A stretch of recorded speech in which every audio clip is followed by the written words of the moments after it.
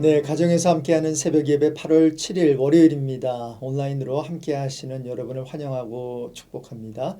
이제 새 찬송가 543장 어려운 일 당할 때 통일 찬송가 342장을 부르면서 시작합니다.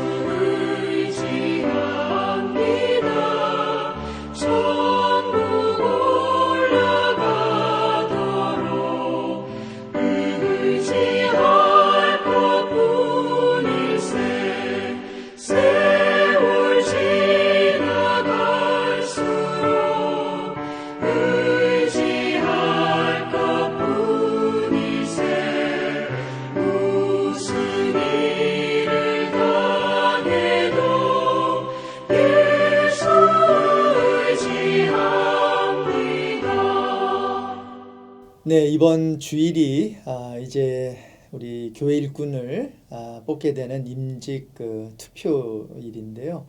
우리 함께 우리 이번 주일을 위해서 기도하면 좋겠습니다. 함께 기도합니다. 주님, 이번 임직 선출을 위해 간절히 기도드립니다. 임직 투표 과정이 잘 준비되게 하시고 기도하는 마음으로 우리 온누리교회 온 성도들이 주의 뜻에 따라 우리 임직 투표에 동참하는 은혜가 있게 해주십시오. 지난 27년 동안 임직자를 세우는 과정 속에서 어려움이 없게 하신 하나님, 이번에도 주의 은혜로 우리 ANC 온누리교회가 필요한 일꾼들을 세우게 될 줄로 믿고 미리 감사를 드립니다. 이제 말씀을 드리려고 합니다. 레마의 말씀으로 주님께서 함께하여 주시고 우리의 귀를 열어주시고 우리의 마음에 할례를 허락해 주십시오. 율법의 끝마침이 되셔서 모든 믿는 자에게 의가 되어주신 예수 그리스도의 이름으로 기도드립니다. 아멘. 네, 오늘 아침 주시는 말씀은 로마서 9장 30절에서 10장 4절입니다. 그런즉 우리가 무슨 말을 하리요? 의를 따르지 아니한 이방인들이 의를 얻었으니 곧 믿음에서 난 의요. 의의 법을 따라간 이스라엘은 율법에 이르지 못하였으니 어찌 그러하냐? 이는 그들이 믿음을 의지하지 않고 행위를 의지함이라. 부딪힐 돌에 부딪혔느니라. 기록된 바 보라, 내가 걸림돌과 거치는 바위를 시온에 두노니 그를 믿는 자는 부끄러움을 당하지 아니하리라 함과 같으니라. 이제 10장 우리 1절로 넘어가서 읽겠습니다. 형제들아, 내 마음에 원하는 바와 하나님께 구하는 바는 이스라엘을 위함이니 곧 그들로 구원을 받게 함이라. 내가 증언하노니 그들이 하나님께 열심히 있으나 올바른 지식을 따른 것이 아니니라. 하나님의 의를 모르고 자기 의를 세우려고 힘써 하나님의 의에 복종하지 아니하였느니라. 그리스도는 모든 믿는 자에게 의를 이루기 위하여 율법의 마침이 되시니라. 네, 로마서가 다루는 중요한 토픽 중 하나는 구원인데요. 성경은 구원에 대해 논할 때 하나님의 예정하시고 택하심에 대한 이야기를 합니다. 특히 바울을 통해 이런 놀라운 진리를 계시해 주시는데요. 로마서뿐만이 아니라 에베소서 1장 4절과 5절에도 보면요. 바울이 이런 말을 해요. 곧 창세전에 그리스도 안에서 우리를 택하사 우리로 사랑 안에서 그 앞에 거룩하고 흠이 없게 하시려고 그 기쁘신 뜻대로 우리를 예정하사 예수 그리스도로 말미암아 자기의 아들들이 되게 하셨으니. 이렇게 바울은 구원의 근거는 우리가 아니라 자녀 삼으시기 위해 우리를 택하시는 하나님이라고 아주 단호하게 말을 하고 있지요. 그런데 이 부분에서 우리가 오해하지 말아야 하는 게 한 가지 있는데요. 구원의 근거가 하나님께 있고 사람에게 있지 않다고 해서 사람이 구원을 받지 못할 경우 그 책임을 하나님께 돌리면 안 된다는 것입니다. 왜냐하면 성경은 사람이 구원받지 못하는 이유를 예수 믿지 않고 복음을 거부했기 때문으로 가르치거든요. 그래서 특히 신약 성경은 회개하고 예수를 믿을 것을 많이 강조하지요. 요한복음 3장 16절 하나님이 세상을 이처럼 사랑하사 독생자를 주셨으니 이는 그를 믿는 자마다 멸망하지 않고 영생을 얻게 하려 하심이라. 예수를 믿는 자는 멸망하지 않고 영생을 얻는다고 말하고 있지요. 사도행전 16장 31절에도 보면 예수를 믿으면 구원을 받는다고 가르치고 있어요. 네, 이렇게 예수님을 거부하지 말고 문전박대하지 말고 그분을 믿을 것을 성경은 계속 강조하고 있습니다. 그래서 구원에 대한 성경의 가르침은 복잡한 것 같지만 의외로 간단합니다. 예수님을 믿는 자는 심판을 받지 않지만 믿지 아니하는 자는 심판을 받습니다. 아니, 이미 심판을 받았다고 말합니다. 요한복음 3장 18절인데요. 그를 믿는 자는 심판을 받지 아니하는 것이요 믿지 아니하는 자는 하나님의 독생자의 이름을 믿지 아니함으로 벌써 심판을 받은 것이니라. 그러니까 보세요. 구원을 받게 되는 것은 하나님의 주권, 그러니까 그분의 예정하심과 부르심과 선택 가운데 이루어지지만 복음을 거부하는 것은 인간의 책임이라는 것을 성경은 보여주고 있는 것입니다. 물론 이 같은 설명이 모순되게 들릴 수 있지만 이렇게 말할 수밖에 없는 이유는 성경이 이런 두 가지 부분을 모두 가르치고 있기 때문입니다. 자, 그래서 이렇게 모순처럼 들리는 이 부분에 대해 로이드 존스 목사님은 다음과 같이 설명을 합니다. 바울은 왜 어떤 사람이 구원을 받게 되는지 설명한다. 그것은 하나님의 절대 주권에서 비롯된 택하심을 통해서다. 그러면 왜 어떤 사람은 구원을 받지 못하는가? 그것은 그 사람 자신의 책임 때문이다. 왜 구원받지 못하는 사람들이 있는가? 그들이 택하심을 받지 못했기 때문인가? 아니다. 그들이 복음을 거부했기 때문에 구원받지 못한 것이다. 복음을 거부하는 것은 우리의 책임이지만 복음을 받아들이는 것은 우리의 공로가 아니다. 다시 말씀드리지만 혹자는 이게 무슨 장난이냐고 말할지 모르겠어요. 하지만 이런 설명은 성경이 분명히 언급하고 있는 아주 중요한 내용이기에 우리가 귀담아 들을 필요가 있다고 생각합니다. 오늘 설교 이렇게 앞부분에서의 첫 결론은 그래서 구원은 하나님의 주권과 함께 그 안에서 반응되는 우리의 믿음으로 말미암아 이루어진다고 말할 수 있겠습니다. 물론 이 부분에 대해서는 보다 자세한 설명이 필요하겠지만 이 부분을 설명할 수 있는 근거 구절 하나만 소개하고 다음 포인트로 넘어가겠습니다. 여러분이 잘 아시는 에베소서 2장 8절과 9절인데요. 너희는 그 은혜에 의하여 믿음으로 말미암아 구원을 받았으니 이것은 너희에게서 난 것이 아니요 하나님의 선물이라. 행위에서 난 것이 아니니 이는 누구든지 자랑하지 못하게 함이라. 이 구절은 성도의 구원의 본질을 아주 잘 보여주는 핵심적인 구절이지요. 이 구절에 의하면 그 은혜, 즉 하나님의 은혜에 의해 구원을 받는다고 해요. 그런데 바울의 설명은 거기서 멈추지 않고 그 은혜에 의하여 믿음으로 말미암아 구원을 받았다고 말해요. 그래서 구원이 하나님의 은혜로 인함인지 인간의 믿음으로 인함인지 다소 모호할 수 있는데요. 그래서 사도 바울은 성령의 감동으로 8절 하반절에 부연 설명을 다음과 같이 합니다. 같이 읽어볼까요? 이것은 너희에게서 난 것이 아니요 하나님의 선물이라.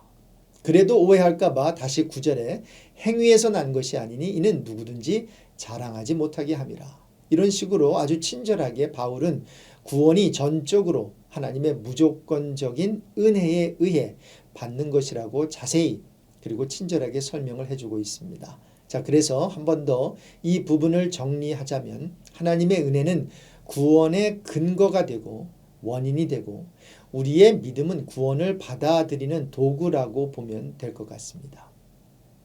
즉 구원은 전적으로 하나님의 은혜에 의하여 이루어진 것이고요. 하나님께서 이 일을 이루기 위해서 우리의 믿음을 도구로 사용하신 것뿐이라는 거죠. 여기에 대한 설명은 이 정도만 하면 될 것 같고요. 혹시 여기에 대해 질문이 있으시면 저에게 직접 연락 주시면 함께 대화를 통해 풀어보도록 하겠습니다. 자, 오늘 앞부분에서 이렇게 구원에 대해 먼저 다룬 이유는 오늘 본문에서 말하는 의와 연관이 있기 때문입니다. 어제 본문인 9장 24절에 바울은 오늘 본문을 이해하기 위해 필요한 아주 중요한 내용 한 가지를 밝히고 있는데요. 바로 이스라엘의 범위에 관한 이야기입니다. 로마서 9장 24절에 보시면 이 그릇은 우리니 곧 유대인 중에서뿐 아니라 이방인 중에서도 부르신 자니라 라고 하면서 바울은 긍휼의 그릇으로 선택된 자들이 구체적으로 누구인지를 밝히고 있는데요. 이스라엘의 범위가 이제 복음 안에서 다음 두 가지로 나뉘어지는데요. 하나는 이스라엘의 범위가 이스라엘 민족 안에서는 유대 그리스도인들로 축소되었고요. 다른 하나는 이방 그리스도인들로 이렇게 확장되었다는 것입니다. 그래서 어제 본문 25절과 26절은 후자, 즉 이방 그리스도인들에 대한 설명이고요. 27절에서 29절은 전자, 즉 유대 그리스도인들에 대한 설명입니다. 중요한 것은 25절 이하에 하나님께서 백성 아닌 자 누구지요? 네, 이방인이지요. 이방인들을 백성으로 삼으셨다는 얘기를 하시고 27절에는 보면 이스라엘 중에서는 남은 자만 구원을 받을 것이라고 설명합니다. 그러면서 이제 오늘 본문 30절에 와서는 행함이 아닌 믿음에서 난 의, 믿음에서 난 의에 대해 바울은 설명을 하지요. 로마서 9장 30절 이하의 말씀을 우리 함께 읽어볼까요? 32절까지 우리 같이 읽어보겠습니다. 그런즉 우리가 무슨 말을 하리요? 의를 따르지 아니한 이방인들이 의를 얻었으니 곧 믿음에서 난 의요. 의의 법을 따라간 이스라엘은 율법에 이르지 못하였으니 어찌 그러하냐? 이는 그들이 믿음을 의지하지 않고 행위를 의지함이라. 부딪힐 돌에 부딪혔느니라. 30절부터 32절의 말씀이지요. 자, 이렇게 바울은 본격적으로 의에 대한 얘기를 시작하는데요. 복음을 이해하기 위한 또 하나의 키워드가 바로 이 의, 영어로 하면 righteousness입니다. 여기서 질문 하나 드릴게요. 하나님이 당신의 백성에게 요구하시는 것이 무엇일까요? 그 답을 내일 본문인 로마서 10장 5절에서 찾을 수 있는데요. 모세가 기록하되 율법으로 말미암는 의를 행하는 사람은 그 의로 살리라 하였거니와. 레위기 18장 5절을 인용한 것인데요. 자, 하나님께서 구약 백성에게 원하시는 것은 바로 의였습니다. 의에 이르는 삶인데요. 자, 그런데 하나님이 요구하시는 의에 이르는 방법은 두 가지가 있습니다. 하나는 모든 율법을 완벽하게 지키는 것이고요. 다른 하나는 예수 그리스도를 믿는 것입니다. 첫 번째 방법인 모든 율법을 완벽하게 지키는 것에 대해서는 이미 바울이 로마서 3장 20절에 밝힌 바가 있지요. 그러므로 율법의 행위로 그의 앞에 의롭다 하심을 얻을 육체가 있어요, 없어요? 없나니 율법으로는 죄를 깨달음이니라. 율법의 행위로 의롭게 될 수 없음을 설명하기 위해 바울은 30절에서는 의를 따르지 아니한 이방인들은 의를 얻었는데 어떤 의일까요? 믿음에서 난 의. 그런데 막상 의의 법을 따라간 이스라엘은 의롭게 되지 못했다는 것입니다. 31절 보십시오. 의의 법을 따라간 이스라엘은 율법에 이르지 못하였더니, 여기서 율법에 이르지 못하였더니의 의미는 율법이 이렇게 목표하고 있는 바에 이르지 못했다는 것입니다. 여러분, 율법이 목표하고 있던 것이 뭐지요? 네, 의롭게 되는 것. 하지만 의의 법인 율법을 추구한 이스라엘은 의를 얻지 못했다는 것입니다. 왜요? 32절에 그들은 믿음을 의지하지 않고 행위를 의지했기 때문이라고 설명해요. 어찌 그러하냐? 이는 그들이 믿음을 의지하지 않고 행위를 의지함이라. 결국 이스라엘은 하나님의 의를 모르고, 그러니까 믿음으로 얻는 하나님의 의를 모르고 자기 의를 세우려고 율법적인 열심을 가졌던 것인데요. 오히려 이 같은 자세는 하나님의 의에 복종하지 않는 결과밖에는 가져온 것이 없다는 것이 로마서 10장 3절 내용입니다. 자, 그러면서 이렇게 율법의 행위로 의롭다 하심을 얻을 수 없다고 한다면 의에 이르는 방법은 뭘까요? 이제 선택의 여지 없이 예수 그리스도를 믿는 것이라는 게 바울의 논지입니다. 그래서 오늘 본문 4절에서는 그리스도는 모든 믿는 자에게 의를 이루기 위하여 율법의 마침이 되시니라 이렇게 설명한 후에 내일 본문 로마서 10장 10절에서는 구체적으로 의에 이르는 방법을 말해 주는데요. 같이 읽어볼까요? 사람이 마음으로 믿어 의에 이르고 입으로 시인하여 구원에 이르느니라. 할렐루야. 말씀을 정리합니다. 제가 오늘도 여러 가지 개념을 설명했는데요. 한꺼번에 모든 개념이 정리되지는 않을 수 있습니다. 하지만 이 같은 교리 설교를 쭉 들으시다 보면 어느 순간 클릭이 되면서 여러분 머릿속에 이때까지 들었던 말씀들이요, 구슬을 꿰매이듯이 연결될 날이 분명히 올 것입니다. 오늘은 한 가지만 마음에 두시기 바랍니다. 율법으로 말미암는 의를 행하는 사람은 그 의로 살 수 있는가에 대한 성경적인 답은 뭘까요? 네, 살 수 있다입니다. 헷갈리시죠? 제가 설명해 드릴게요. 여러분, 오해하지 말아야 하는 것은 율법으로 말미암는 의를 행하는 사람은 그 의로 살리라. 이게 맞아요. 네, 사람이 하나님의 율법을 모두 지켜내면 그런 말미암아 살게 되지요. 의롭게 되는 게 맞아요. 그런데 말씀드린 대로 문제가 있는데, 하나는 하나님이 요구하시는 모든 율법을 다 지켜낼 사람이 있어요, 없어요? 하늘 아래 없다는 거예요. 그리고 만일 그렇게 지켜낸다 할지라도 한 가지 문제가 남는데요. 바로 죄에 대한 문제입니다. 성경이 요구하는 의로움은 의롭게 사는 것만이 아니라 아담 안에서 지은 원죄는 물론 자신이 짓는 자범죄에 대해서도 책임을 지는 거거든요. 따라서 로마서 10장 5절에 기록된 대로, 그리고 모세가 말한 대로 율법으로 말미암는 의를 행하는 사람은 그 의로 살리라가 가능한 말입니다. 하나님의 말씀이니까요. 물론 그렇게 살아내는 사람이 있느냐 없느냐는 또 다른 문제이긴 하지만 말이죠. 네, 그래서 그 의로 살게 돼요. 의로 살 수 있습니다. 의롭게 될 수 있습니다. 하지만 죄의 삭은 사망인데 내 죄 때문에 죽어야 되는 부분, 특히 원죄인 경우에 원죄를 해결해야 하는 문제는 여전히 남아 있다는 것이지요.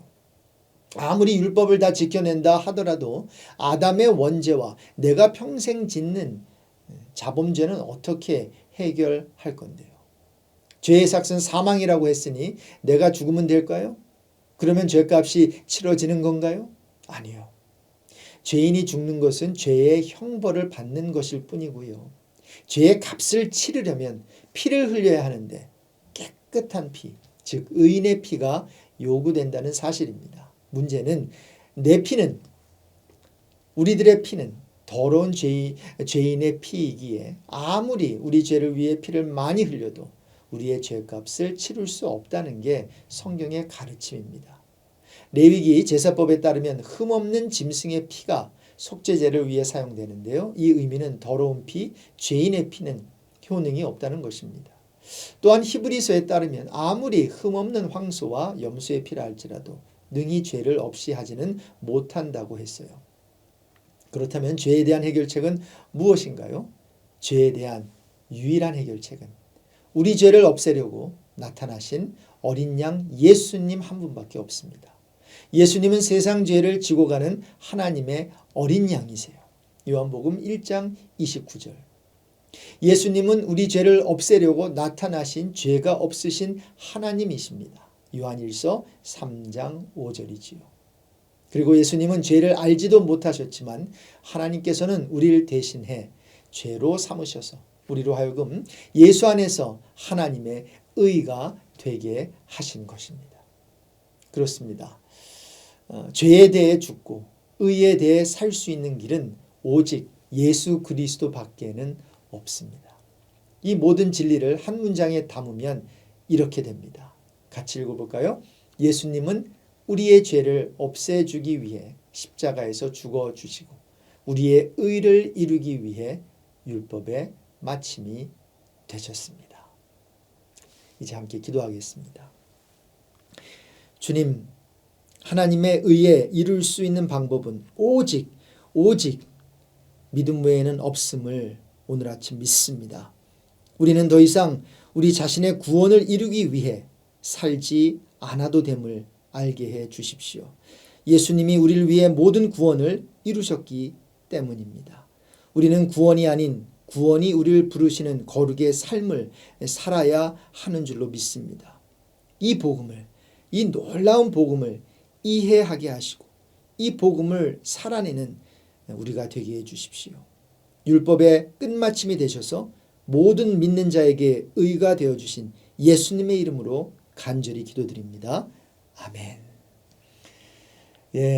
잠시라도 기도하시고 또 오늘 하루 주님 안에서 또 승리하는 그런 하루가 되시길 바랍니다. 여러분 축복합니다. 샬롬.